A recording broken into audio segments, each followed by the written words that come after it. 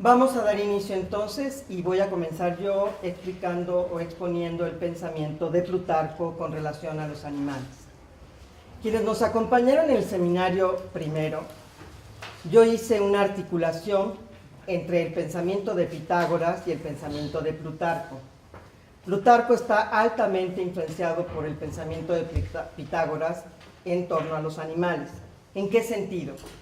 Fundamentalmente porque Plutarco, aunque con ciertas reservas como ahorita voy a mostrar, acepta la creencia de la transmigración de las almas y con ello entonces está aceptando la creencia del parentesco de la naturaleza.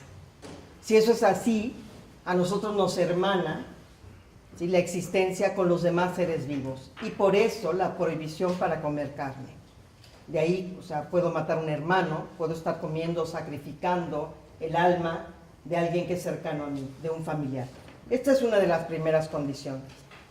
Pero fundamentalmente les podré decir que en el pensamiento de Plutarco, al que se le conoce fundamentalmente por las biografías comparativas que hizo entre griegos y romanos, y lo que yo voy a exponer está fundamentalmente en la parte de las obras morales, esos textos de Plutarco quieren ser una propuesta ética, es decir, lo que está apostando es por un comportamiento digno de los hombres.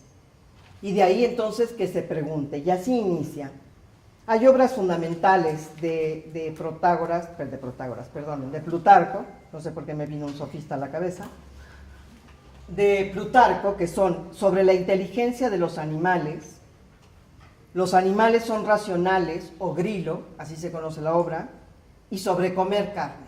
Estos son los tres tratados fundamentales de Plutarco en torno al tema de los animales. En sobre comer carne hay una referencia de Plutarco directa a esto que les estoy planteando de Pitágoras. Textualmente dice: ¿de verdad preguntas tú por qué razón se abstuvo Pitágoras de comer carne? En lo que a mí respecta, quisiera saber, perplejo como estoy, con qué actitud, con qué suerte de disposición anímica o mental, la primera persona probó sangre con su boca, rozó con sus labios carne de animal muerto y preparando mesas de cuerpos e imágenes inertes, denominó alimento y nutrición a miembros que poco antes podían rechinar, aullar, moverse y ver. ¿Cómo podía la vista de esta persona recrearse en la matanza de animales que eran degollados, desollados, despedazados? ¿Cómo soportaba su olfato el hedor? ¿Cómo no repugnaba la contaminación a su gusto, el cual se hallaba en contacto con las llagas de otros seres y recibía flujos y sangre de heridas mortales? Esta es la cita textual. La retórica que están ustedes escuchando en esta cita lo que quiere hacer es dejar muy en claro que aquellos que se abstienen de comer carne tienen un comportamiento moral superior a quienes se alimentan con animales. Por ello, el asombro de Plutarco, que alguien le cuestione las razones por las que Pitágoras no come carne, en lugar de que se cuestione al revés, ¿por qué alguien sí come carne? No porque él no la come. Y le parece además que es un principio básico de Pitágoras, de Platón, está refiriéndose a momentos de la academia específicamente, de aquellos que tuvieron compasión con el animal, o sea, se acercaron a él aceptando que era un ser que siente, y ahorita veremos que para Plutarco, que razona, que tiene capacidad de razón o inteligencia, y que por eso no debemos asesinarlos, y mucho menos asesinarlos con crueldad. Vicente Ramón Palerm afirma que esta referencia de Plutarco a una primera generación parece aludir a Empédocles, quien junto con obviamente el orfismo y Pitágoras creía en la transmigración de las almas y en la necesidad de una vida ascética para garantizar que uno pudiera liberarse del famoso ciclo de las reencarnaciones.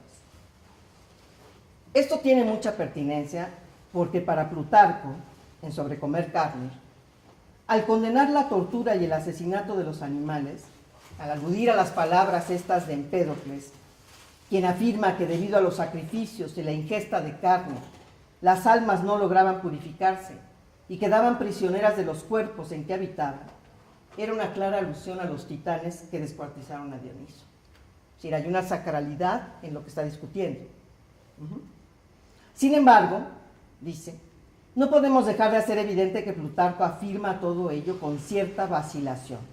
Permítanme decirles en una cita, cuando se pregunta si hay alguna vida que no tenga valor y si no debemos considerar ostentosa una comida en donde se sirven platillos de animales muertos, dice que no se apresura, esta es una expresión que usa él, a seguir las afirmaciones de Empédocles con relación a la hermandad de lo viviente, aunque acto seguido diga que valora mucho esa creencia, pues gracias a ella actuamos de manera más noble y con mayor grandeza y compasión hacia los demás seres vivos. No sé si se dan cuenta de la pequeña tensión que hay aquí. Plutarco probablemente no sea un creyente, religiosamente hablando, de la creencia del orfismo y de la transmigración, pero sí es un defensor moral de ella, en el sentido de que, es decir, vale la pena creerlo. Vale la pena creerlo porque nos hace mejores por la relación que tenemos con los otros, en específico con el animal. De ninguna manera es que Plutarco diga que él puede demostrar argumentativa ni racionalmente la creencia. Esto es como una apelación a creer, ¿no? Vale la pena creer. Vale la pena porque entonces nos comportamos de una buena manera o de una mejor manera moral. Y nos alejamos de las famosas mesas tiesteas, ¿no? Es decir, cuando le dan a comer el hermano le da a comer a sus hijos, ¿no? Descuartizados, y después le dice, te has comido a tus hijos, ¿no? Es exactamente lo que quiere decir, al comerse a un animal me estoy comiendo a un familiar, por el parentesco de la naturaleza. Esta es la idea. Plutarco afirma, juzga cuáles son los filósofos que nos enseñan mejor. Quienes nos instan a comer a nuestros amigos, padres y mujeres a su muerte, o quienes como Pitágoras y Empédocles nos disciplinan para ser ecuánimes en relación con otras especies.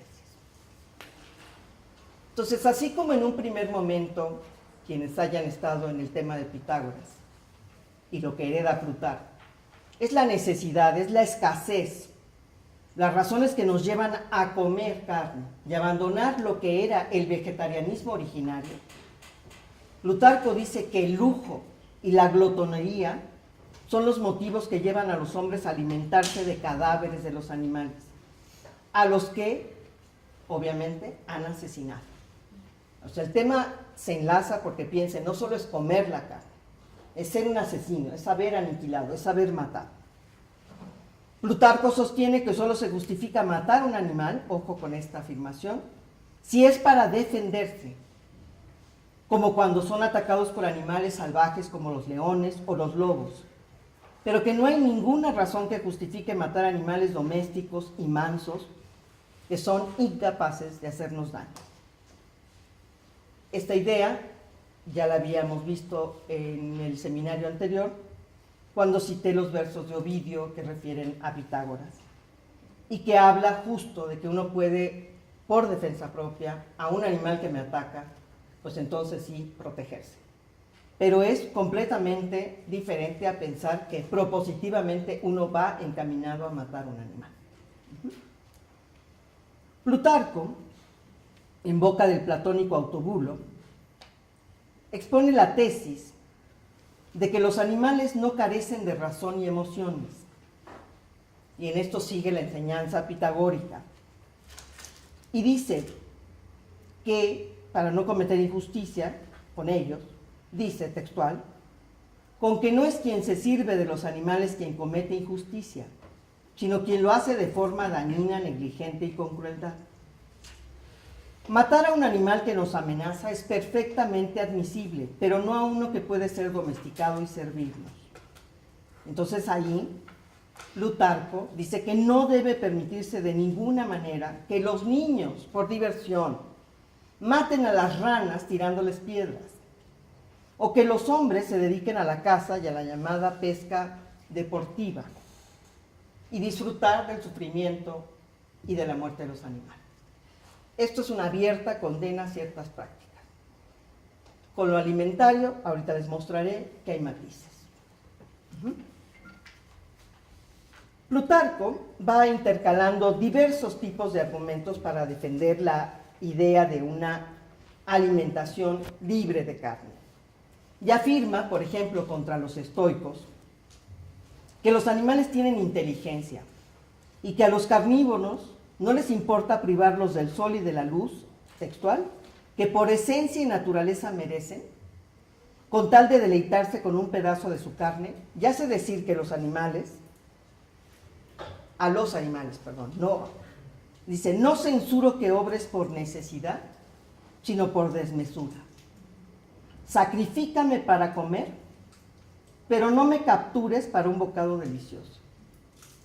Plutarco entonces, con esto no solo se adelanta a enormes críticas contra lo que nosotros llamamos los platillos gourmet y ciertas formas de la ingeniería alimentaria contemporánea, ¿no?, sino lo que está afirmando, ojo, fíjense bien, si ya es excesiva la necesidad y no te queda más remedio que comer carne para sobrevivir, ese es un tema muy distinto.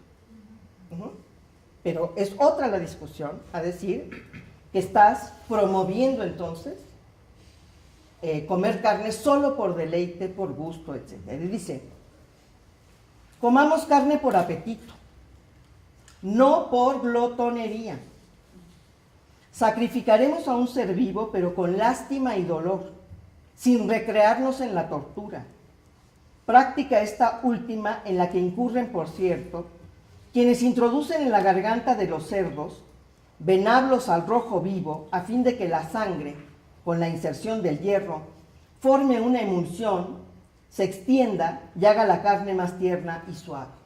Es toda una discusión que planteábamos en Roma por el hecho de que empiezan a hacerse los llamados platillos gourmet. Y se creaba a los animales en función de esa consideración. Plutarco considera que todos estos excesos y extravagancias que le son infligidos a los animales solo por deleitarnos el paladar, dice, no solo son insanos, son ilegítimos, antinaturales y crueles, nacidos, ojo, por la búsqueda de placer y no por la necesidad de alimentarse.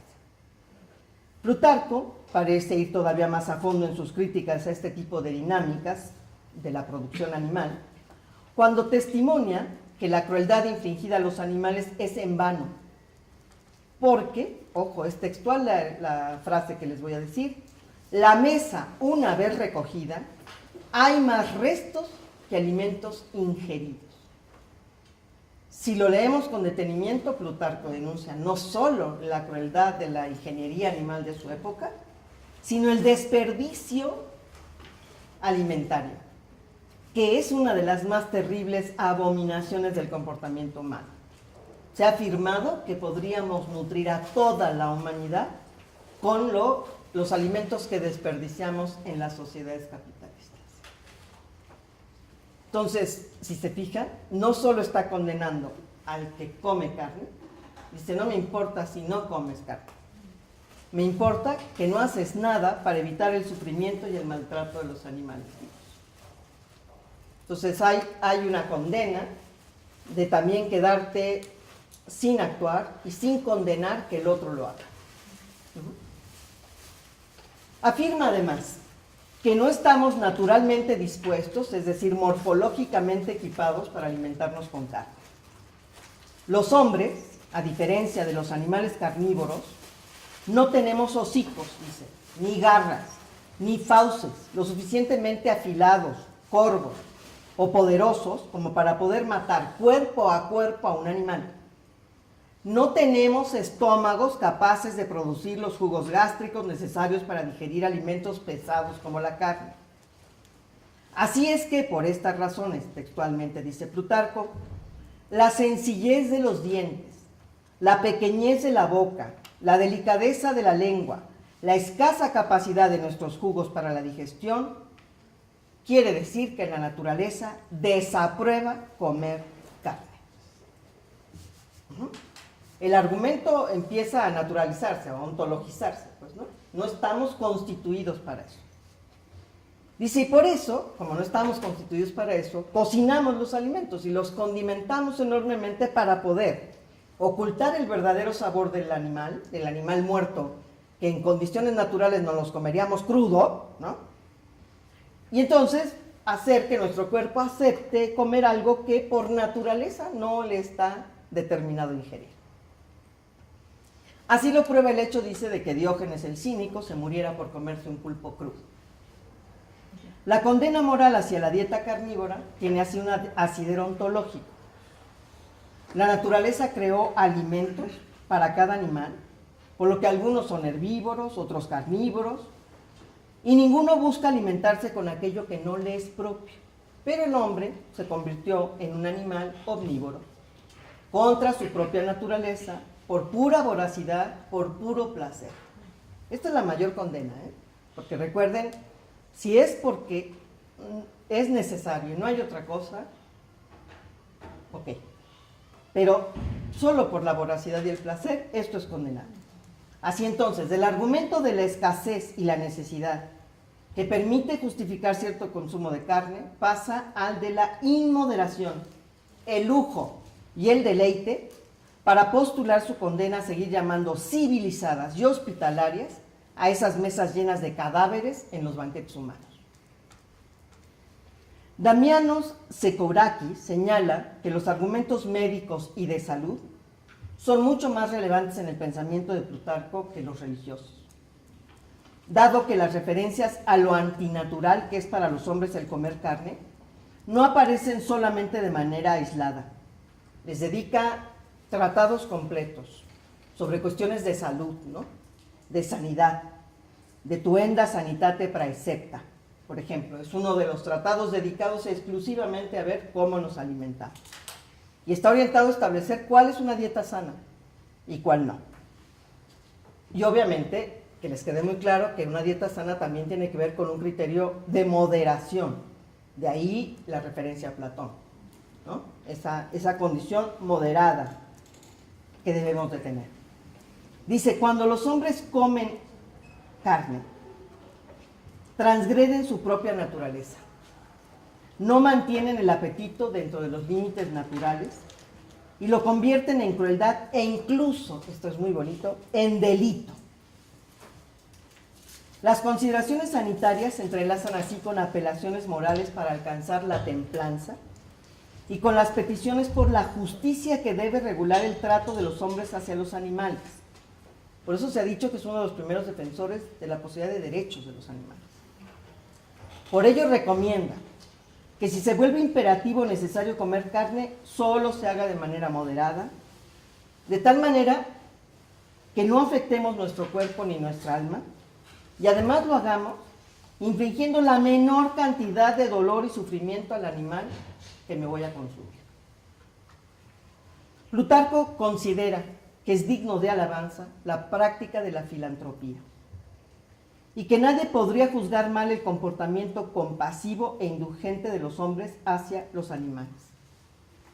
En este contexto trae a colación sobre comer carne el relato de Genócrates sobre la condena que los atenienses le impusieron a un hombre que había desollado a un carnero vivo y afirma, cito, en mi opinión, ¿no es peor quien tortura a un ser vivo que quien arrebata su vida y lo mata? Al parecer somos más sensibles a los actos contra las costumbres que a los actos contra la naturaleza. Terrible la tortura y hay que condenarla, por supuesto. Pero el asesinato es contranatural, porque además, insisto, no seríamos capaces de matarlo cuerpo a cuerpo. Y dice, y quien vive fuera de las leyes de mesura dadas por la naturaleza, está condenado a vivir de forma disoluta, porque a los banquetes desmedidos siempre le siguen relaciones desordenadas, a los placeres indecorosos, audiciones carentes de armonía, a cantos y sones impúdicos, representaciones de barbarie, a espectáculos salvajes, insensibilidad y crueldad hacia los seres humanos. No sé si esto les suena a ustedes. En la teoría contemporánea hablamos mucho de la escalera de la violencia. Y él de alguna manera aquí la está, sin nombrarla por supuesto, pero aludiendo a ella.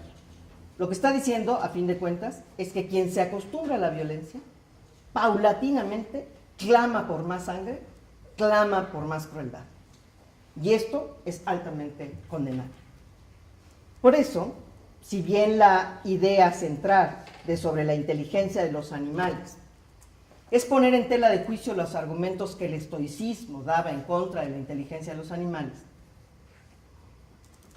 no sé si han leído el texto, pero el texto inicia con una discusión en un marco de un diálogo sobre la cacería, que obliga obviamente a que uno tenga que hacer un análisis sobre el efecto que causa la matanza de animales, este tipo de matanza, en el alma de los hombres. Los interlocutores, Autobulo el primero, parece estar refiriéndose justamente a esa escalera de la violencia, que hoy llamamos esa escalera de la violencia, cuando afirma que el cazador se va acostumbrando a no sentir repugnancia ante la brutalidad de la muerte y la sangre de un animal degollado, a tal grado que puede llegar el momento que por el disfrute del asesinato no respete lo dictado por la ley y la justicia, dice, como fue el caso cuando se dio muerte a los mejores y más decentes ciudadanos en la Atenas de los 30 tiranos. Estamos hablando de pasar de matar un animal a matar un hombre, que es un proceso escalonado en donde paulatinamente se va perdiendo el pudor ante la crueldad y obviamente se asume una injusticia en el asesinato sin ningún pudor. La referencia a los 30 tiranos no es de ninguna manera indiferente. Plutarco está estableciendo una correlación entre el alma de los hombres y el alma de la ciudad, como lo hizo Platón en República, y dando así una valoración política negativa a la costumbre social de la dieta carnívora. Para mí es muy importante que esto lo tengan muy en claro. No se quede en la moralización. Pasó al establecimiento del derecho jurídico y de ahí brincó a un análisis político. Una buena ciudad que se gobierna a sí misma no puede estar basada en el asesinato. ¿Ok? Entonces, fuera el sacrificio.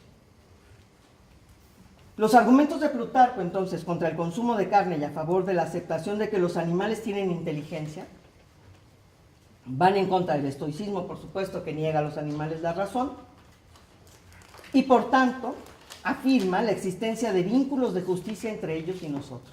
Este es un tema fundamental. Los estoicos permitían que comiéramos carne, porque a pesar de que consideraban el placer como una práctica afeminada y no ligada a ningún principio natural, asumían que no les debemos a los animales ninguna consideración de justicia. Poco lo vimos con lo de Aristóteles, ¿no?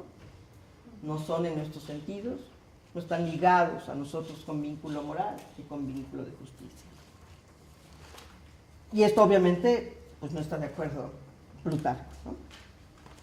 Para Plutarco los animales poseen inteligencia, poseen emociones y por ello son merecedores de consideraciones morales y es necesario que actuemos con justicia hacia ellos. En este mismo juego, cuando está el interlocutor Autobulo, cuenta que Leónidas dijo que el poeta Tirteo era bueno para espolear el alma de sus escuchas para que se entregaran con vigor y arrojo al combate. Y compara el efecto de las palabras del poeta elegíaco en los soldados en combate con el que se dio en los jóvenes que el día anterior escucharon el elogio a la caza. Autobulo hace patente su temor de que el entusiasmo desmedido que provocó en los oyentes la exaltación de, textual, azuzar a los perros y perseguir a los moteados ciervos, los lleve a optar por esa actividad por encima de cualquier otra, sin reflexionar en el verdadero valor de cada una de ellas. Están discutiendo qué pasa con la caza, e insisto, discutiéndolo en función de qué pasa con el espíritu del hombre que se dedica a la caza. Y lo que le preocupa es que fue tan fuerte y tan importante el discurso, fue tan exaltador, tan bien dicho, pues que todo el mundo quede seducido ahí y entonces quiera hacer la práctica de la caza. Eso es lo que le preocupa. Entonces están en ese diálogo, Autobulo, con el siguiente orador que será Soclaro. Soclaro es un defensor de las tesis estoicas, que si bien asiente en algunas cosas las palabras de Autobulo, dice no puede dejar de destacar el agrado que le causó que esa retórica del día anterior hiciera de la caza un espectáculo limpio en el que la habilidad y la audacia inteligente se enfrentan a la fuerza bruta y a la violencia. Hombre contra animal, ¿no? Obviamente, quien está ligado al estoicismo y que no acepta de ninguna manera que el animal pueda ser, ya no les digo un igual, un semejante, pues entonces le parecía estupendo provocar en el alma de los escuchas querer hacer la caza. Y dice que con este elogio, pues lo que quería Soclaro era una aspiración a que el hombre domine a las bestias, y las domine porque el hombre tiene inteligencia, no fuerza bruta probablemente, pero que los animales solo tienen fuerza bruta y que en ellos no existe la razón y por ende no existe la virtud. Soclaro expone así los argumentos en favor de las tesis estoicas. Sostiene que si los animales participaran de la razón, pues la justicia no tendría posibilidad de existir, pues o bien seríamos permanentemente injustos si matáramos animales para nuestro uso, o bien, este es el argumento fuerte, nuestra vida no sería viable porque no podríamos sobrevivir si dejáramos de matar animales para alimentarnos con su carne. Y con ello estaríamos siendo injustos pues, con la humanidad. Hay un otro argumento, que Soclaro funda en la Teogonía de Hesíodo y dice que la ley que rige el mundo animal es la de comerse unos a otros. Y que por ello, entre los animales no hay justicia. Mientras que entre los hombres sí hay justicia recíproca y por tanto, textual, con seres a los que no les es dado ejercitar la justicia con nosotros, tampoco nosotros tenemos la posibilidad de ser injustos. Autobulo recuerda que en el encuentro del día anterior habían llegado a probar que todos los animales tienen de algún modo inteligencia y racionalidad, un poco yendo contra Soclaro. Y entonces se entabla ahora un debate entre Aristotimo y Fedimo para ver cuáles son más inteligentes, si los marinos o los terrestres. Aquí hay unas cosas maravillosas, extraordinariamente curiosas en el argumento, ¿no? Por ejemplo, dice Aristotimo, las cualidades por las que los filósofos demuestran que los animales participan de la razón son, ojo, la intencionalidad, los preparativos, la memoria, las emociones, el cuidado de la prole, el agradecimiento a sus benefactores y el rencor contra quienes les ha perjudicado, y además la capacidad de dar con lo que necesitan, y las demostraciones de virtudes tales como la valentía, la sociabilidad, la continencia o la magnanimidad. Y empieza a dar una serie de ejemplos. Como cuando los toros se preparan para el combate, dice, levantando el polvo con sus patas, ¿no? Es una muestra de vigor, de valentía. O la mangosta, dice, a la que compara con una oprita, esto es precioso. Dice, porque se llena de lodo, ¿no? Como haciéndose la coraza propia del oprita. Bueno, ya se va dando muchos, no les voy a dar todos, ¿no? Pero va refiriéndose inclusive a animales sagrados, pero llega un momento que dice una referencia que les va a sonar parecido a lo que discutimos con Aristóteles, a las hormigas, por ejemplo. Las considera animales sociales con valores tales como la amistad. Y textualmente dice, semillas de templanza, de sabiduría y de justicia. Dice además, las hormigas son capaces de anticipar también los acontecimientos, de actuar en consecuencia para proteger a los suyos o a sus alimentos, ¿no? Dice también, por ejemplo, de los zorros, que los tracios los utilizaban para saber si el hielo estaba lo suficientemente sólido como para poder cruzar, porque son terriblemente astutos y no van a cruzar por donde el hielo está frágil, ¿no? Y así sucesivamente.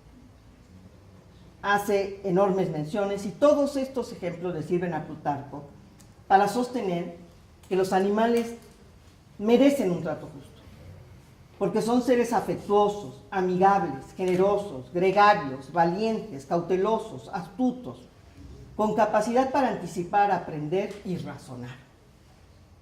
Vean todo esto un poco, si les recuerda lo que nos dijo Silvia en la sesión anterior, está planteando esta noción de la razón, no como razón lógica argumental, sino como el darse cuenta, ¿no? Este percatarse. Esto yo creo que es fundamental si queremos entender qué se está discutiendo en el periodo. Gary Steiner afirma que Plutarco sostiene que existen en los animales ciertas formas de conciencia subjetiva que invalidan las tesis estoicas que niegan la inteligencia a los animales. Al atribuirle a los animales capacidades técnicas y de entendimiento, la techné, la phronein, Plutarco está afirmando lo que ya se encontraba incluso en las investigaciones zoológicas de Aristóteles, si recuerdan cuando lo estuvimos trabajando. A saber, muchos animales poseen alguna forma de inteligencia, aunque no sea lingüística o conceptual o abstracta, como la es la del hombre, pero que la diferencia de grado entre los hombres no hace una diferencia de naturaleza. Este es un punto fundamental. Todos los seres animados participan del elemento racional. Y en virtud de que los animales comparten con nosotros esa capacidad de tener razón y de tener emociones, de comportarse acorde con la virtud, pues entonces son merecedores de un trato justo, de un trato moral digno. Bueno, así va indicando distintos momentos, porque ya me estoy tardando mucho. Da muchos ejemplos en este texto, que es uno de los textos yo creo que más detenidos al respecto. Y terminaré solamente con el último texto, el último tratado, que es el Tratado de los animales son racionales, o Grilo.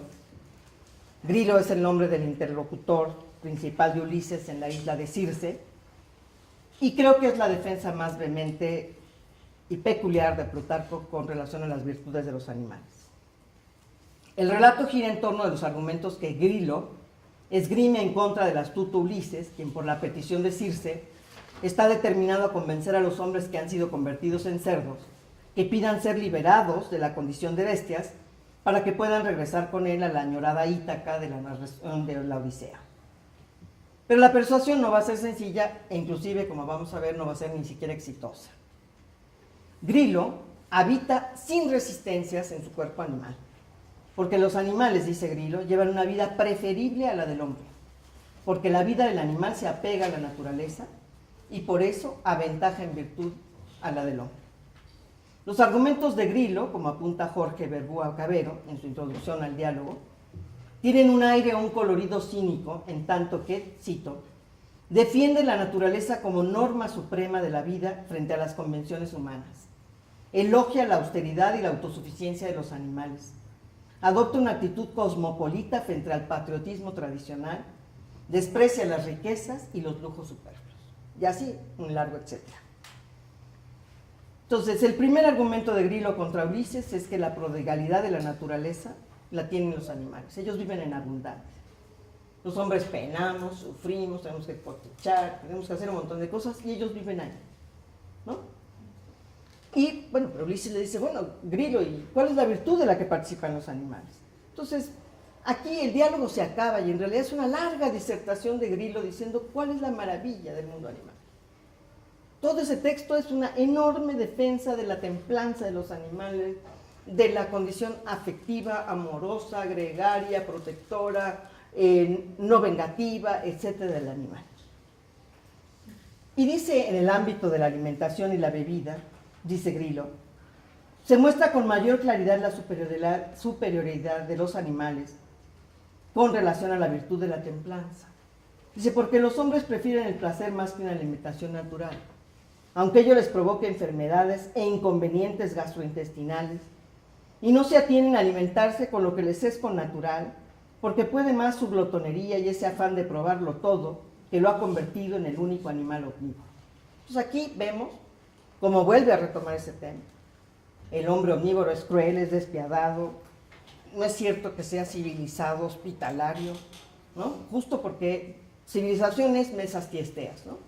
Es matanza del semejante. Entonces no es cierto. Y si eso es civilización, pues prefieren no tenerlo, ¿no? El diálogo entonces después se interna mucho en el tema de las capacidades de los animales, de su capacidad de comprensión, y trata de debilitar, obviamente, o de dar respuesta, contraatacar todo el pensamiento estoico. Todos los tratados de Plutarco sobre los animales representan una defensa abierta y clara de las capacidades racionales y emocionales de los animales. Algunos han interpretado, sin embargo, que esta posición de Plutarco es débil y finalmente opuesta a los animales. Voy a explicar por qué. Gary Steiner, por ejemplo, dice que muchos han puesto el acento en esta afirmación de Plutarco, en esto sobre comer carne, de que en los animales poseen una razón débil y turbia, dice, como un ojo, con una visión escasa y perturbada. Y por ello tienen una disposición impura e imprecisa para la virtud. Efectivamente, esto lo afirma Plutarco. Está gradando la virtud y la razón, ¿no? Pero dice entonces, Gary Steiner, que esta afirmación ha abierto paso a los detractores de los derechos de los animales. Porque si bien Plutarco no considera que los animales deban ser excluidos de la esfera de la justicia, porque insiste, les debemos un trato compasivo e indulgente, dado que la diferencia entre los animales y los hombres no es cualitativa, sino cuantitativa, Plutarco en esta cita no pareciera estar defendiendo incondicionalmente una igualdad moral y de justicia entre hombres y animales. Lo hace muy notorio en los relatos con relación cuando habla de cómo se entrenan a las mulas y cómo se entrenan a los elefantes o a los perros. Ahí pareciera notoria la gradación. Lo que es relevante contra los estoicos es que les otorga participación en la esfera moral y en la esfera de la justicia, ¿no? Como bien señala también el propio Steiner. Es decir, Plutarco de alguna manera, al decirnos que podemos por la escasez o por necesidad comer animales, de alguna manera no es que esté condenando esa posibilidad, pero sí está condenando la explotación animal. Son como dos temas articulados pero distinguibles. Y para reforzar la interpretación, Steiner dice que Plutarco, en el texto de Vida de Marco Catón 5.2, si lo quieren revisar, Plutarco sostiene que a los animales únicamente les debemos un trato compasivo, porque las esferas de la justicia y la ley son exclusivamente humanas. Y esta posición parece asentarse en el abandono de Plutarco del vegetarianismo en su madurez, lo que llevó a los intérpretes a decir que su defensa de una dieta libre de carne fue producto de sus sueños juveniles y por ende sentimentales, románticos. Yo creo que es malo analizar las cosas, ¿sí? Considero que a pesar de que haya tenido un cambio de posición, vamos a suponer que fuese el caso, nada despreciable debe ser para una filosofía que se pretenda defensora de los animales la consideración de los argumentos de Plutarco en contra del especismo y a favor del derecho de los animales a vivir libremente y sin maltrato. Esos son, me parece a mí, los que ameritan desarrollarse para orientar hoy, contemporáneamente, de diferente manera nuestra reflexión y nuestras relaciones sobre y con los animales. Muchas gracias. Bueno, buenas tardes. Quiero agradecer mucho la invitación que me hicieron para presentar este tema de Montaigne y los animales. A mejor título, la verdad es que no sabía qué ponerle, ¿no? Mejor le puse Montaigne y los animales, así, como descubriendo hilo negro. El hilo negro, ¿cómo se llama? Hilo negro. Sí, me encantó sobre todo la ponencia de Leticia, porque justamente Montaigne, como vamos a ver, sí literalmente asume muchas de las posiciones de Plutarco, ¿sí? Y bueno, comienzo. Tengo un epígrafe de Michel de Montaigne que dice: no hay locura más notable en el mundo que reducir la potencia de la naturaleza y los límites de la voluntad de Dios a la medida de nuestras capacidades y aptitudes. Nadie objetaría que Michel Eichen, señor de Montaigne, fue un hacedor de ideas, un pensador que demandaba Deleuze, como lo exigió esa época previa y dura con la que se inauguró todo nuestro universo, y con él nuestras concepciones del mundo, es decir, la modernidad. Durante el siglo de Montaigne, la renovación de los grandes poetas y pensadores de la Grecia y de Roma, que lograron dar vida a la experiencia del desconocimiento, la duda, la perplejidad y acaso también de la incertidumbre, fue una nota distintiva en todos los pensadores, particularmente en Eichen. De él habría que decir muchas cosas, como que fue contemporáneo de Cervantes y de Shakespeare, pero que paradójicamente no supieron de su existencia los unos de los otros. Bueno, quizá con la salvedad de Shakespeare, de quien se tiene la vaga noticia que leyó al menos Don Quijote y supo con asombro de las estrategias modernas de la escritura de Montaigne. Sería un vano deseo tratar de determinar si hubo o no influjo de Montaigne o de Cervantes en sus sonetos o en sus tragedias. Pero como ha escrito Borges, si es válida la doctrina de que todos los autores son un autor, tales hechos son insignificantes. En la antigüedad clásica se honraron las figuras de los héroes virtuosos, en tanto ellos llevaban a cabo unas prácticas, como ejercicios del individuo sobre sí mismo. Esas prácticas aparecerían vinculadas a dos temas importantes: el cuidado y el conocimiento de sí. En otras palabras, el gobierno y la verdad. Montaigne no es ajeno a esa formación y a esas prácticas que se dieron en la antigüedad y que en vida del pensador se ven totalmente reflejadas. Por un lado, en el retiro espiritual a la torre de su castillo, en medio de una vasta biblioteca, como una forma de anagnórisis, ¿sí?, para meditar sobre sí mismo. Y por otro, al ocuparse de la escritura, es de esa meditación, ¿sí?, cuestión que ya aparece en los textos de la antigüedad como una técnica complementaria a la gnórisis, y que se vertió en la redacción pormenorizada, escrita y reescrita incontables veces en los ensayos. Todo esto, me parece, fue la forma que tomó en el pensador ese cuidado de sí y conocimiento de sí. Eichen dirigía sus pasos hacia ellos sin confiar en el decir de los demás, pues pensaba que dada la variedad de las opiniones humanas y consiguientemente de su fiabilidad, cito, no hay dos hombres que tengan nunca la misma opinión acerca de las mismas cosas. A partir de ello podemos estar seguros de lo que Eichen nos habla no es otra cosa que de lo que él llamó la condición humana. La historia del cuidado y conocimiento de sí, como las historias de las técnicas de sí, tanto de Montaigne como en la antigüedad, sería una manera de concebir la historia de la subjetividad a través de la formación y de las transformaciones de nuestra cultura, de las relaciones consigo mismo, con su armazón técnica y sus efectos de saber, como dice Foucault. Esas técnicas pueden observarse ya desde una manera práctica en su moral y en su comprensión sobre los animales, tema que van además totalmente unidos. De la primera diré que para ser llamada moral, una acción no debe reducirse a un acto o una serie de actos conforme a una regla, ley o valor.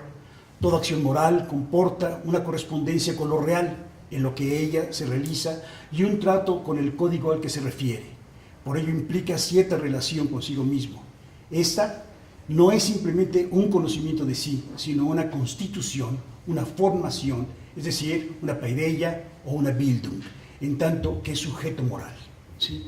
Aquí el individuo se circunscribe al objeto de esa práctica moral, define su posición en relación con el precepto que sigue, se fija cierto modo de ser que querrá como su realización moral, y para hacerlo actúa sobre sí mismo, emprende el conocimiento de sí, se examina, se pone a prueba, se perfecciona, se transforma, cuida de sí, ¿sí? No habría que olvidar que Foucault, al hablar de la Alcibíades, señala que el cuidado de sí aparece en relación con otras tres: la política, la pedagogía y el conocimiento de sí. Para conformar esa moral se requiere entonces de una serie de prácticas de sí que están destinadas a asegurarla. Sin duda, cuando hablo de moral en Montaigne, lo que quiero decir es que ella está haciendo referencia a la relación consigo mismo, tal y como el pensador refiere cuando escribe que la primera cosa que un niño debe aprender es a conocerse, cito, a sí mismo, a saber cómo morir bien y cómo vivir bien. Hasta aquí la cita. Esa es una práctica, es un ethos y es un modo de ser.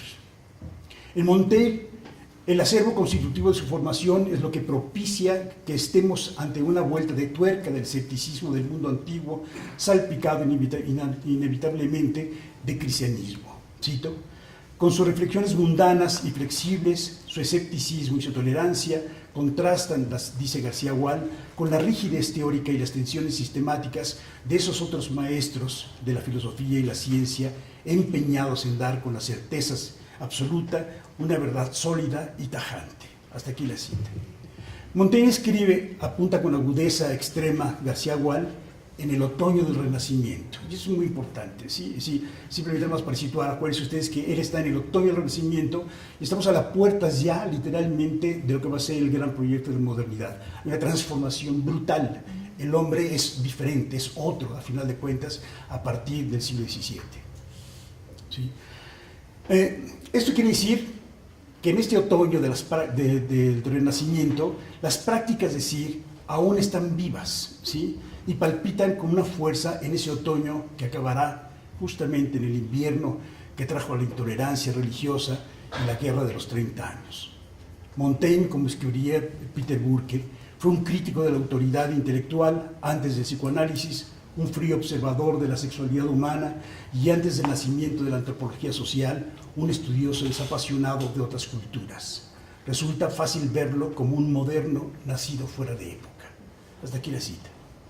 Montaigne, nadie duda de ello, fue un moralista sui generis, pues si bien no sabemos a ciencia cierta si objetaba la razón o impugnaba el dogmatismo, pues por un lado usa el término raison, ¿sí?, de diferentes maneras, por otro acepta la raison universelle, ¿sí?, los principios fundamentales de la naturaleza y la cultura, al tiempo que rechaza la razón humana, ¿sí?, sin objetar aquellos que llamamos la razón práctica.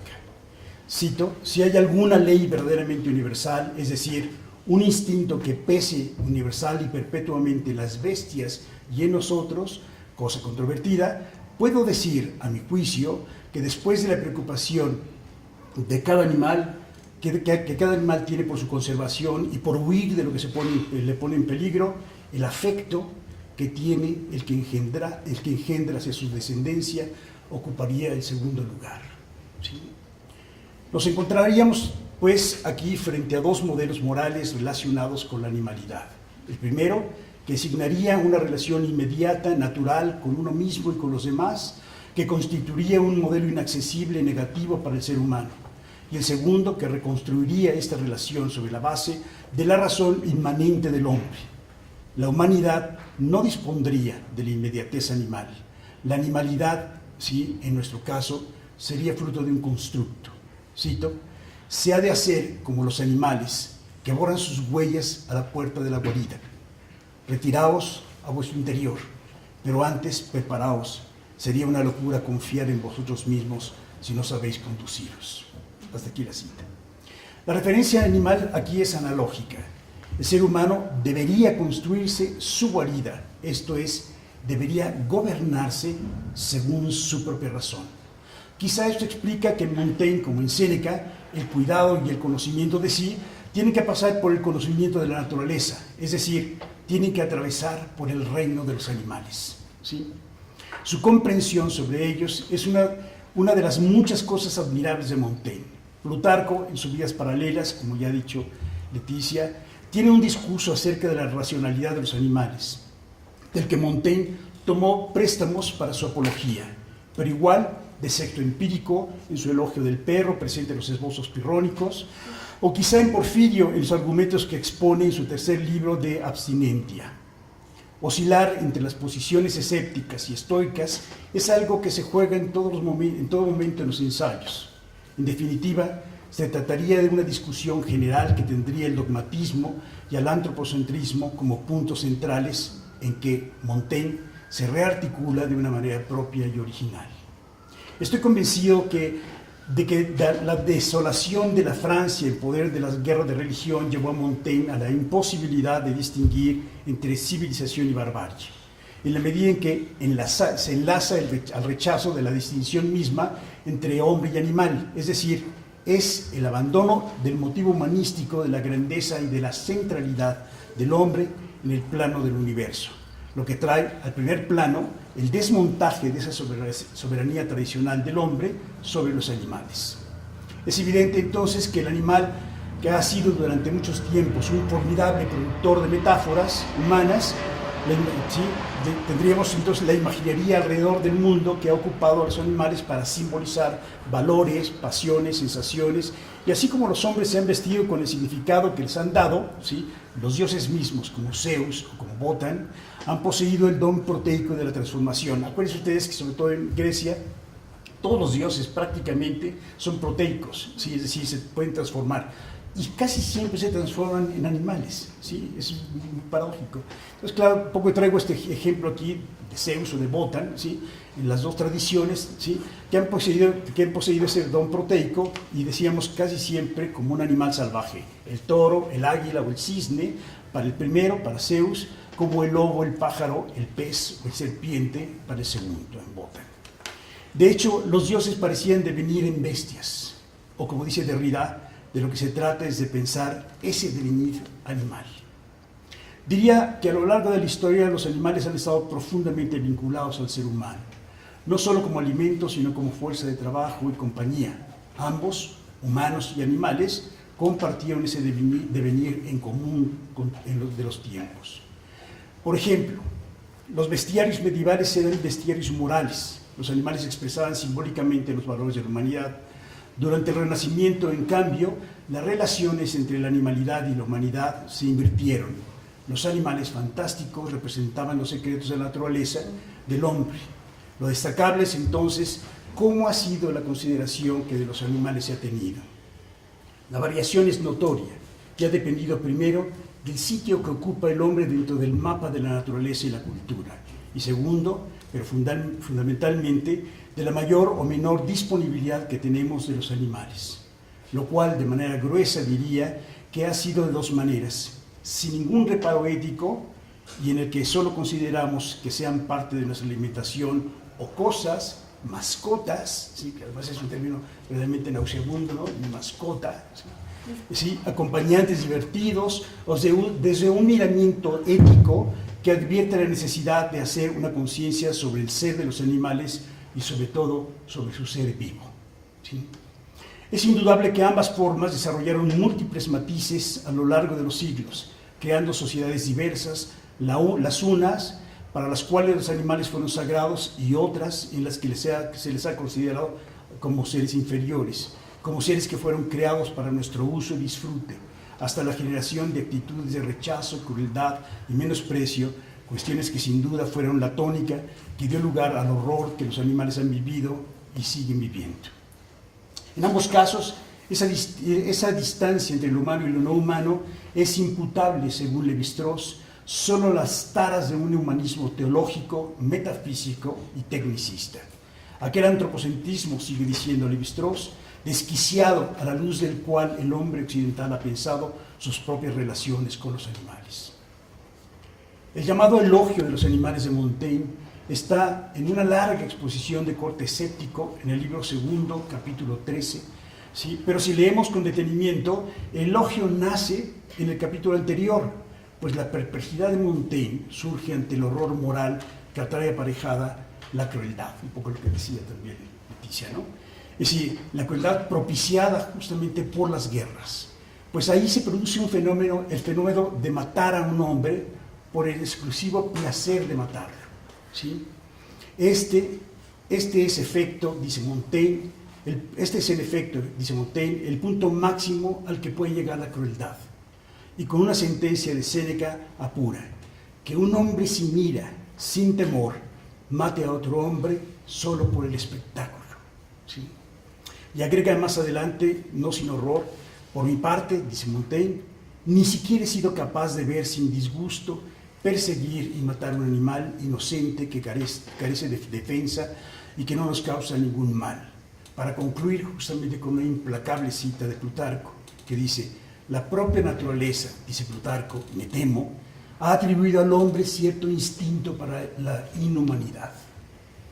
Este juicio se hace extensivo al reino de los animales, donde la crueldad es el territorio donde se desarrolla ese dominio del ser humano sobre los animales. Montaigne sostiene una amistad pitagórica con respecto a los animales, como ya decía Leticia, ¿no? Con todas las consecuencias que con ello conlleva justamente en su comprensión con el reino animal. Sí, no voy a entrar ahorita en nada de esto, ¿no? Sí, además porque había escuchado la ponencia que dio sobre Pitágoras, me pareció un poco inútil, ¿no? Simplemente nada más el guiño que hace la filosofía pitagórica es por su comprensión justamente de la transmigración de las almas, debido a su mejor o peor comportamiento, a estadios que pueden ser de metempsicosis o reencarnación. Estos argumentos y otros más son en los que centra su atención Montaigne con el fin de llevar a cabo una crítica al antropocentrismo hermenéutico, negándole al hombre el derecho de interpretar el mundo como si fuera el rey de la creación. Por ello escribe el filósofo, cito: cuando encuentro entre las opiniones más moderadas los discursos que tratan de mostrar nuestra estrecha semejanza con los animales y cómo participan nuestros mayores privilegios y con cuánta verosimilitud los asocian con nosotros, ciertamente rebajo en mucho nuestra presunción y renuncio de buena gana a la imaginaria realeza que nos atribuye sobre las restantes criaturas. Y más adelante agrega: es posible imaginar nada tan ridículo como que esta miserable y pobre criatura, que ni siquiera es dueña de sí misma, expuesta a los ataques de todas las cosas, sea digna dueña y emperatriz del universo, del cual no está en su poder conocer la menor parte y mucho menos mandarla. No hay concesiones en cuanto a los privilegios de ser, ¿sí? Como señalará en su soledad Hans Jonas, muchos siglos después de Montaigne, el imperativo moral ya no es sobre el hombre en exclusiva, sino sobre todo lo vivo. Montaigne, no lo olvidemos, es un renacentista, y hasta el siglo XVI la episteme justamente de la semejanza, ¿sí?, regía la comprensión del mundo en la civilización occidental. Así, el que dos cosas guarden alguna analogía entre sí no es un hecho superficial. De esta suerte, si para nosotros no tiene importancia que tanto el sol como el oro sean amarillos y brillantes, para los espíritus de esa época, estos rasgos testificaban una afinidad íntima entre el metal y el astro. La semejanza desempeñó un papel benéfico en el saber de la cultura occidental. En parte fue ella la que guió la exégesis e interpretación de los textos, que organizó el juego de los símbolos, permitió el conocimiento de las cosas visibles e invisibles, dirigió el arte de representarlas. El mundo se enrollaba, como dice Foucault, sobre sí mismo. La tierra repetía el cielo, los rostros se reflejaban en las estrellas y las hierbas ocultaban en sus tallos los secretos que le servían al hombre. ¿Y los animales? Los animales fueron una forma de vernos a nosotros mismos, ¿sí? De ahí esa fuerza de convencimiento de la apología de los animales en Montaigne. Al tiempo que es quien tiende el puente justamente hacia la modernidad. Por ello, este discurso en el que él puede decir claramente que debemos la justicia a los hombres y la gracia y la benignidad a las demás criaturas que son susceptibles para ellas. Para Montaigne, como para Freud, no hay ningún privilegio metafísico que defender en el ser humano, ¿sí? O sea, bueno, ustedes, ¿no?, que como dice, por ejemplo, Freud, ¿no?, dice, hay 3 heridas narcisísticas, y estas heridas narcisísticas nos descentran justamente de este lugar que se ha posicionado el hombre, ¿no? ¿Sí? La primera, que es, pensábamos que estábamos hechos a imagen y semejanza de Dios, pero resulta que no, viene Darwin y de pronto descubre que somos simplemente nada más otra especie entre más, ¿no?, entre otras. No sé, pensamos que estábamos también, que la Tierra es el centro del universo, viene Copérnico y dice, pues no, para nada, absolutamente, ¿no? ¿Sí? Somos un miserable astro, ¿no? Somos un miserable planeta entre miles de otros, ¿no? Y no solamente eso, sino también viene Freud y dice, ustedes pensaban que eran los únicos seres que pensaban, pues no, es la parte más elemental, más básica, más mínima, más pequeña, sí, porque el mundo irracional, el mundo instintivo es literalmente, el mundo pulsional es el que literalmente nos guía a todos, ¿sí? Por eso diríamos que para Montaigne, como para Freud, no hay ningún privilegio metafísico, ¿sí? A Montaigne, la crítica escéptica de sexto empírico le sirve para morigerar la carga del conocimiento. Los argumentos sobre la variedad de los animales hacen que todas las opiniones se relativicen de pronto.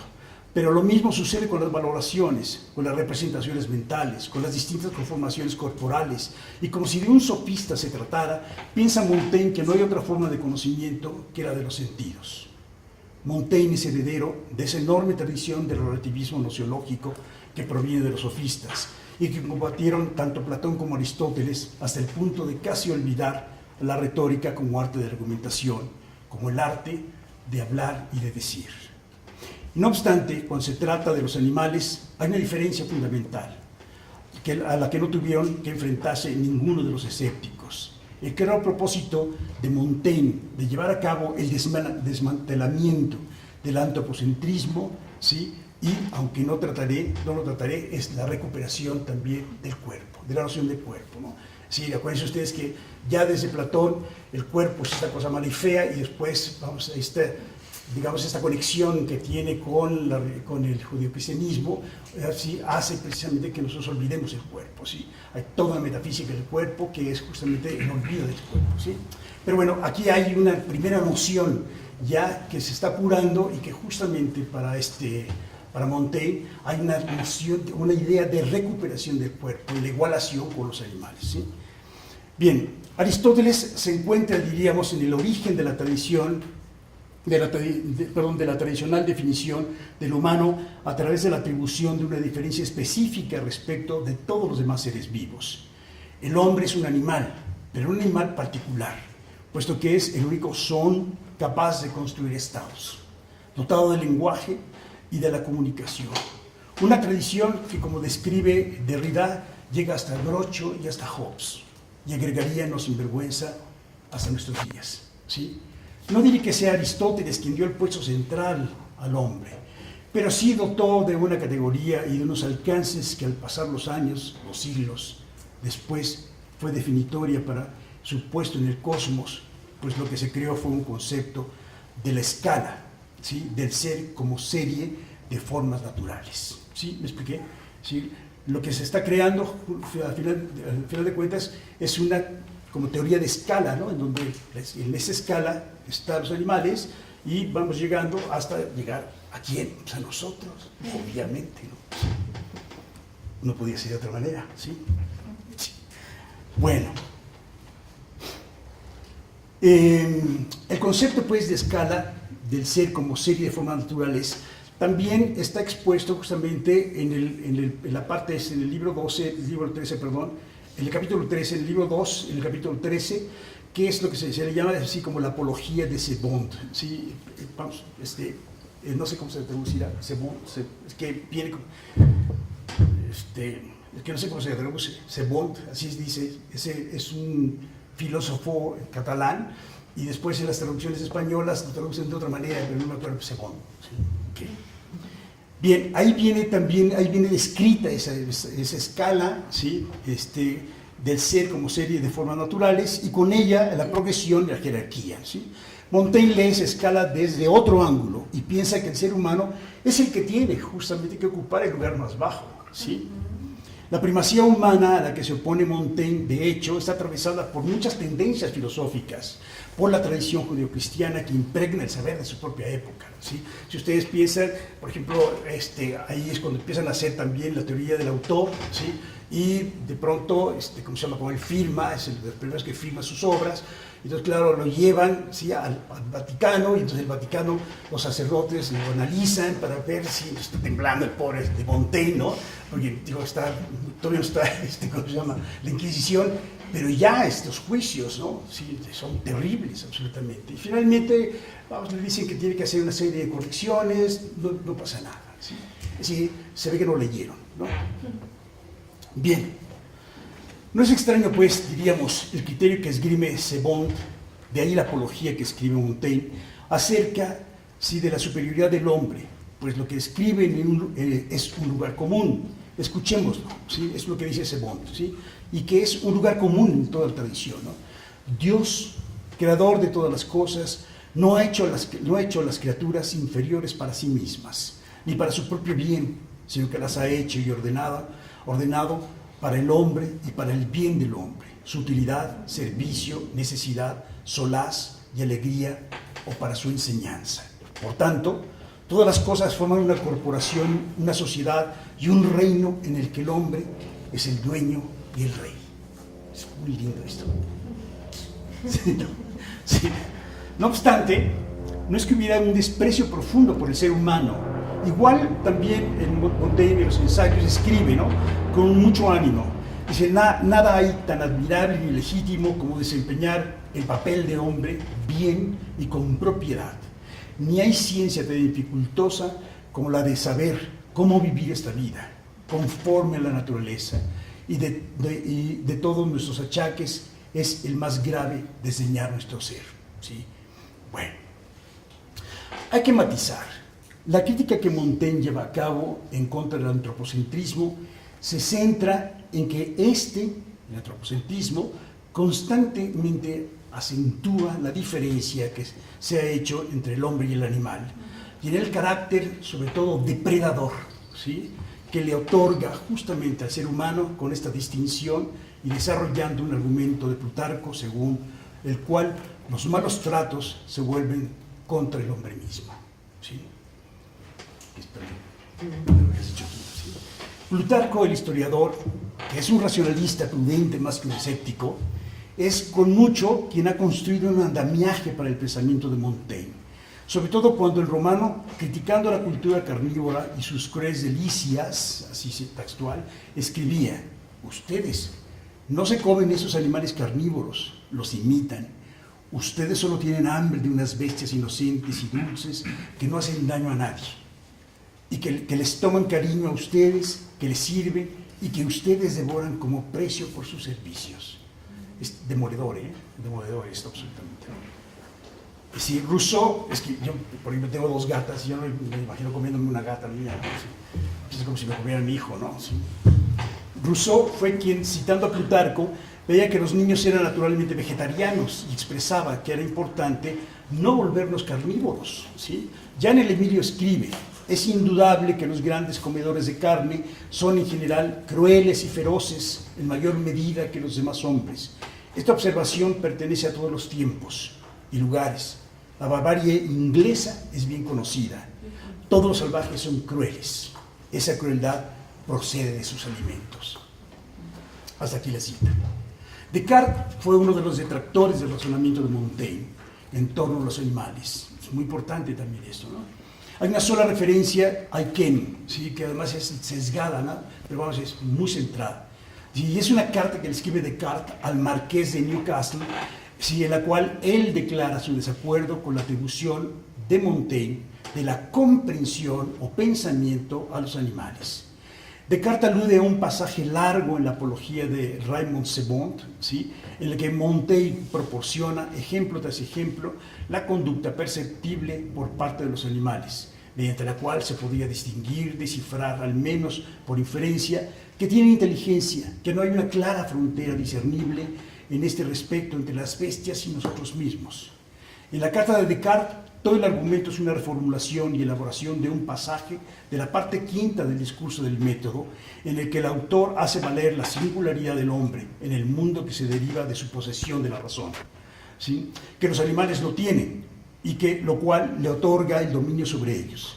El discurso, este argumento da paso a las afirmaciones en la parte sexta de que el hombre puede trazar una frontera clara y distinta entre él y la naturaleza para reclamar la gobernanza de la segunda, es decir, de la naturaleza, ¿sí?, que nosotros podemos hacernos como amos y poseedores de la naturaleza.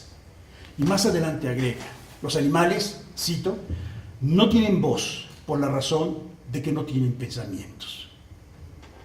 La diatriba de Descartes a Montaigne, el criterio prevaleciente, no es el de la igualdad entre seres humanos y animales, sino ese juego que se repite incansablemente del derecho del amo sobre los esclavos, que no es sino el modelo para justificar aquello que está a la base de todos los discursos sobre el derecho del ser humano sobre los animales.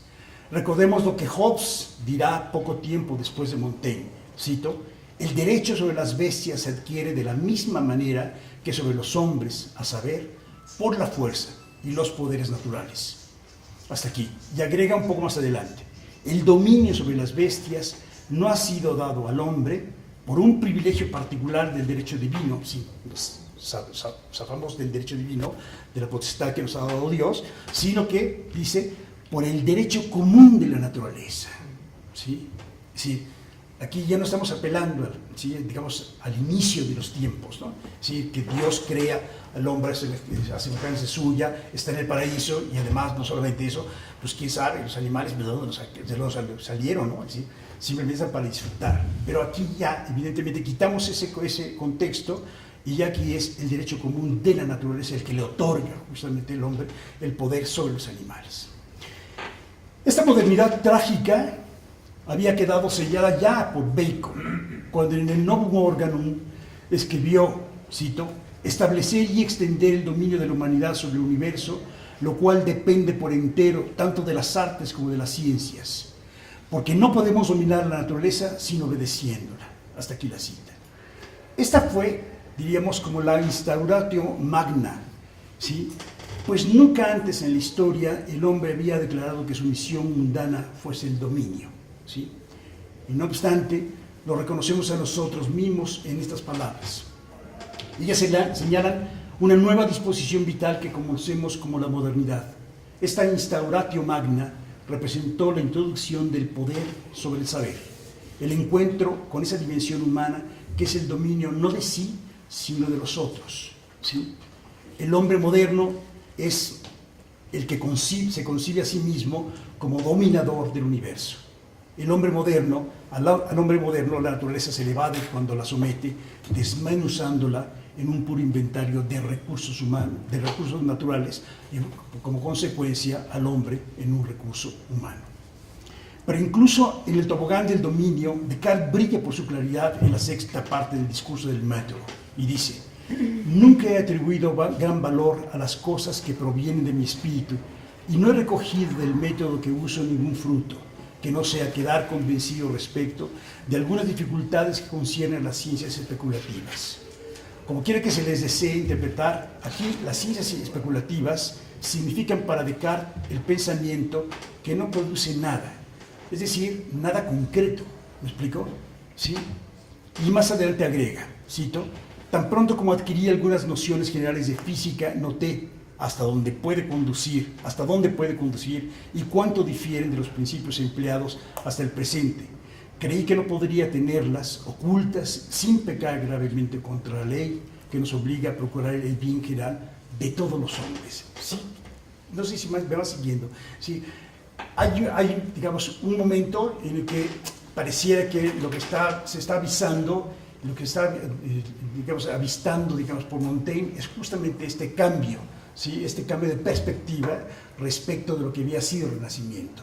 Es la inauguración propiamente de lo que llamaríamos la modernidad, y con la modernidad viene también aparejada justamente el dominio sobre la naturaleza. La naturaleza está ahí para el goce y disfrute de nosotros, ¿me explicó? Si no hay más, y eso trae también como consecuencia el que tenga que discutir Descartes ¿cómo se llama? Y después Hobbes también tenga que discutir a Montaigne. Es decir, tienen que discutirlo porque no pueden aceptar la igualdad entre los hombres y los animales, ¿sí? La naturaleza está ahí para el disfrute del hombre. Está hecha justamente para el gozo del hombre, ¿sí? Y ahora estamos pagando la factura, ¿no? ¿Sí? Bien, se habla entonces, diríamos, del bien común, lo cual es inesperado y no después de haber escuchado a Bacon. Pero si hubiera duda respecto del proceso transformador de Descartes, están sus propias palabras. Cito: es posible llegar, dice, a conocimientos muy útiles para la vida, y que en lugar de la filosofía especulativa, se queda así aterrado, ¿no? ¿Sí? Puede hallarse otra que sea práctica y que nos convierta, ojo, son las palabras de Descartes, en señores y poseedores de la naturaleza. Hasta aquí la cita. Nuestro actual trato con el reino animal parte de la base de ese suelo firme del proyecto de la modernidad, de saber a ciencia cierta que somos los amos de la naturaleza. Los animales no tienen alma, no tienen lenguaje, no tienen pensamientos, son como las máquinas, que solo tienen dinamismo. Es decir, Descartes no hace que el animal sea máquina, simplemente las compara la máquina con el animal, ¿sí? No tienen movimiento propio, no tienen decisiones propias, simplemente son algo que se mueve, punto, son movidos por otros, ¿sí? Ok. El deseo personal de ser útil, de prestar con la ciencia su servicio práctico y de influir en la vida, no es reprobable. Lo significativo es la necesidad inherente a la disposición utilitaria y a la generalización. Aunque parecía que se beneficiaba de ella la humanidad, no toleró ni ha tolerado la permuta de los fines. Pues el peligro para nuestra relación con los animales no procede del auge de la técnica ni de la supuesta autonomía de las ciencias. Lo que amenaza esa tensa relación es el predominio utilitario de la utilidad, ¿sí? De lo pragmático, de lo funcional, de lo contable y de lo explotable, ¿sí? Estamos hablando del nacimiento de la modernidad, de lo que ya está viviendo Montaigne y de lo que está sucediendo hoy, ¿sí? Sí, a la tecnología que para sus fines solo le basta convertir al animal en el objeto de, ¿sí? el sistema de la naturaleza en sistemas de recursos naturales. La ciencia conectada con la técnica no cambia sus procedimientos de trabajo, lo que cambia es su visión de la realidad, ¿sí? Aquí podemos estar convencidos que desde Bacon el mundo es otro, dejó de ser el mismo. Montaigne, a pesar de ser ese puente entre la modernidad y el ocaso del Renacimiento, es un proyecto fundamentalmente político que irrumpía en el nacimiento de la modernidad. El problema del que Montaigne se dio cuenta fue que la finalidad práctica imponía un cambio en la concordancia vital con la naturaleza. Pero esto fue lo desatendido, ¿sí? Eso es lo que nadie quiso ver, ¿sí? Bacon concibe la civilización como un progreso de las artes e invenciones de las técnicas, mediante las cuales piensa que podrá ensancharse los ámbitos de la vida que contrasta con lo que afirma Montaigne. Pues para él no solo hay mayores diferencias entre humanos y animales, sino que por razones de poder, dinero o raza, las distinciones entre los propios humanos suelen ser más grandes que aquellas que ocurren entre estos y los animales. La prerrogativa del hombre, que consiste en esta libertad de la imaginación y el desajuste de los pensamientos, lejos de asegurarle alguna preeminencia en la relación del orden natural, aumenta, diríamos nosotros, los males que la oprimen: pecado, enfermedad, incertidumbre, turbación, desesperación. Burke, que es un gran lector de Montaigne, ha escrito con agudeza y parodiando las citas de Plutarco, cito, que la sabiduría de los animales, como el perro que deduce con su olfato qué camino ha tomado su amo, la incertidumbre de los datos de los sentidos y muchos otros argumentos, se ponen al servicio del combate contra la presunción y la verdad, y vanidad humana, y en especial contra la idea de que el uso de la razón es lo que distingue al hombre del bruto. Cita textual. Montaigne trae a colación la típica cita humanística de Protágoras, tan solo para escarnecerla. Es verdad, dice Montaigne, que Protágoras nos contó un cuento malo de creer, al hacer del hombre la medida de todas las cosas, siendo que nunca se la había tomado a sí mismo. Hasta aquí la cita. La centralidad del hombre es lo intolerable para Montaigne. Su soberbia, su vanidad y su desmesura lo ha hecho creer que, como escribe Sebond, el universo es para el hombre y para el hombre ya ha sido ordenado de manera tan admirable para su bien. Todas las criaturas trabajan bajo tu obediencia para estar al servicio de tu utilidad y te sirven de tus necesidades y pasatiempos con una afluencia inacabable. Hasta aquí la cita. Tópico reinante durante todo el Renacimiento y que había sido revitalizado por los neoplatónicos de los textos herméticos difundidos ante la patrística. Al final la pregunta está ahí: ¿cómo conoce, por obra de su inteligencia, los movimientos internos y secretos de los animales? ¿Mediante qué comparación entre ellos y nosotros infiere la necesidad, sí, que les atribuye? Leyendo la disertación de Montaigne, las comparaciones, las dudas de si son los animales los que no acaban de comprendernos, en lugar de que seamos nosotros los que no los comprendemos, recuerdo la extensa cita que hace Derrida de Deleuze, cuando Deleuze, al reírse de lo que dice el psicoanálisis de los animales, se ríe de eso, ¿sí? Y no solamente se ríe de eso, sino que dice, lo cual es más divertido, que los animales también se ríen de lo que el psicoanálisis dice de ellos, ¿sí? Podríamos decirlo nosotros igual, ¿no? Si nosotros estamos pensando aquí hablando de los animales, pero quizá los animales están también riéndose de nosotros, que estamos disertando sobre los animales mismos, ¿sí?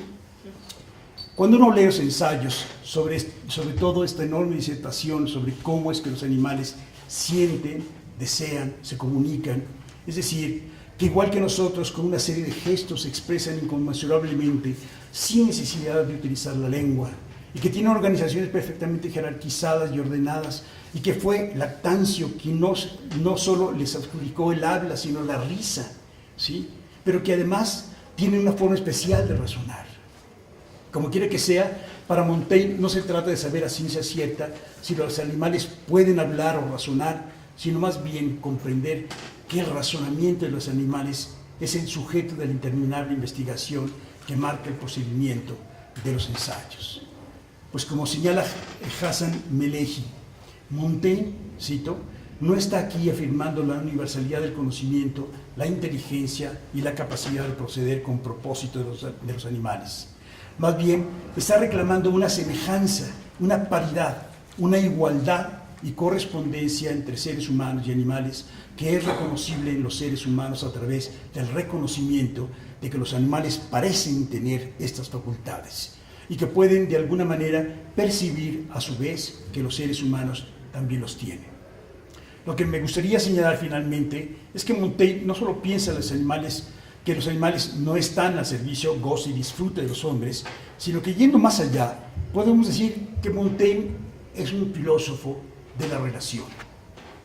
Y esto sí que es muy importante, pues con lo que hemos expresado del pensamiento de Montaigne, es fácil ver primero que si bien hay una crítica al antropocentrismo, de lo que se trata es de una reunión, de una asociación entre reinos, por llamarlos así, animal y humano, no como obstrucción, como una componenda de justificación, de superioridad de uno sobre otro, de una oposición, sino más bien como una mezcla, una unión o relación de ayuda o de apoyo mutuo, ¿sí? El libro segundo, pienso que es una reflexión acerca de lo que significa esta mezcla, esta unión como imagen de lo que podríamos pensar como el alma humana de nuestro ser, al mismo tiempo animal y humano. Un devenir animal, como le nombra Deleuze. Y tomo como vector interpretativo a Deleuze porque justo él, en Mil Mesetas, señala que lo que le importa no es la diferencia entre el animal y el humano, sino la relación. Yo diría más lejos, pues lo que me importaría sería el entre, la conjunción, lo destacado en la conjunción copulativa, el ser humano y el animal. Y entonces, si uno piensa en las relaciones que implican pensar lo humano y lo animal de la cópula, tendremos una imagen inicial con la que se puede comenzar a observar de qué se trata esta manera distinta de pensar la relación humano y animal. Diría que se trata de aprender a pensarla como una afinidad, más que una identidad, mímesis o subordinación, una semejanza que además se cimenta ya no en la mismidad, sino al contrario, en la pluralidad y en la misma diferencia. Tendríamos que pensar, a partir de Montaigne, la relación animal-humano como una contaminación, como un contagio, ¿sí? No por siquiera imaginar que Montaigne pensara en lo que ha devenido en nuestra actualidad el trato con los animales, el horror y la degradación a los que los hemos sometido en todos los órdenes.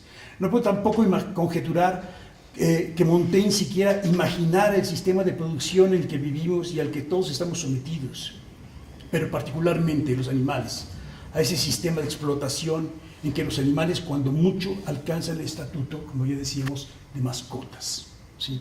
Pero me persuado de que lo que se trata en el fondo es todo este capítulo segundo de los ensayos, o lo que da sentido hoy a su exploración de la relación animal-humano en el siglo XVI, es del imperativo cambio de manera de pensar que necesita urgentemente esta época.